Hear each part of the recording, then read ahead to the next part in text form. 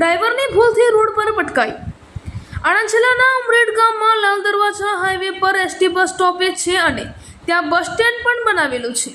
આ સ્ટોપેજથી ખૂબ મોટી સંખ્યામાં નોકરિયાત વર્ગ વિદ્યાર્થીઓ દૈનિક એસટી બસમાં મુસાફરી કરતા હોય છે, પરંતુ છેલ્લા 2 વર્ષથી આ એસટી બસ સ્ટેન્ડ પાસે નહીં પરંતુ હાઈવે પર ટ્રાફિકમાં ઊભી રહે છે, જેથી મુસાફરોને ખૂબ જ હાલાકી ભોગવવી પડી રહી છે. ઉમરેઠમાં રહેતી શ્રુતિ કૌશિકભાઈ પટેલ અભ્યાસ અર્થે એસટી બસ દ્વારા સારસા અપડાઉન કરે છે.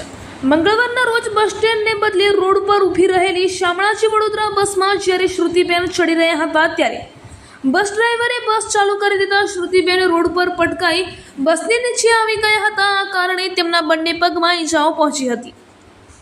સરકારી બસની આવી બેદરકારી કે બસનો દરવાજો ખુલ્યો છે અને વિદ્યાર્થીઓ ચડી રહ્યા છે ત્યારે જ બસ દોડવા લાગે છે, તેનો ભોગ બનેલી આ વિદ્યાર્થીને ન્યાય કેવી રીતે મળશે?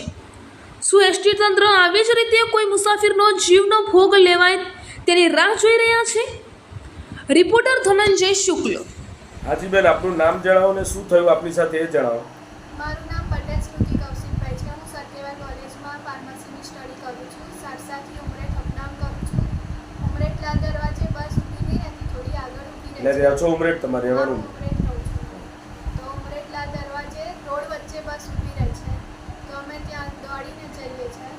અને હું મંગળવારના રોજ હું એવી જ રીતે ગઈ હતી, પણ બસમાં ચડતા બસ ચાલુ થઈ ગઈ તો હું નીચે પડી અને મને પગમાં છોલાઈ ગયું.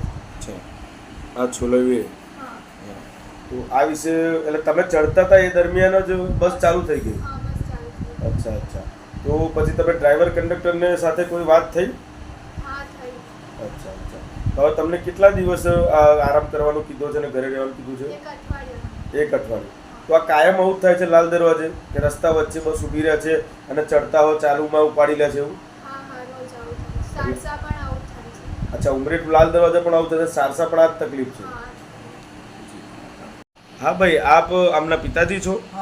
હા, તો એ વખતે જ્યારે આ બનાવ બન્યો દીકરી સાથે, તો ડ્રાઈવર કંડક્ટર સાથે કોઈ વાતચીત કે કોઈ રજૂઆત કરી?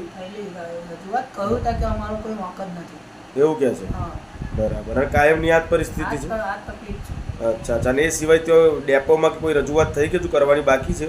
ડેપોમાં રજૂઆત કરેલી કોલેજમાંથી આ લોકોએ, હા, પણ હજુ લગી કોઈ એનો નિકાલ આવ્યો નથી. એવું? જી જી જી, આભાર આભાર.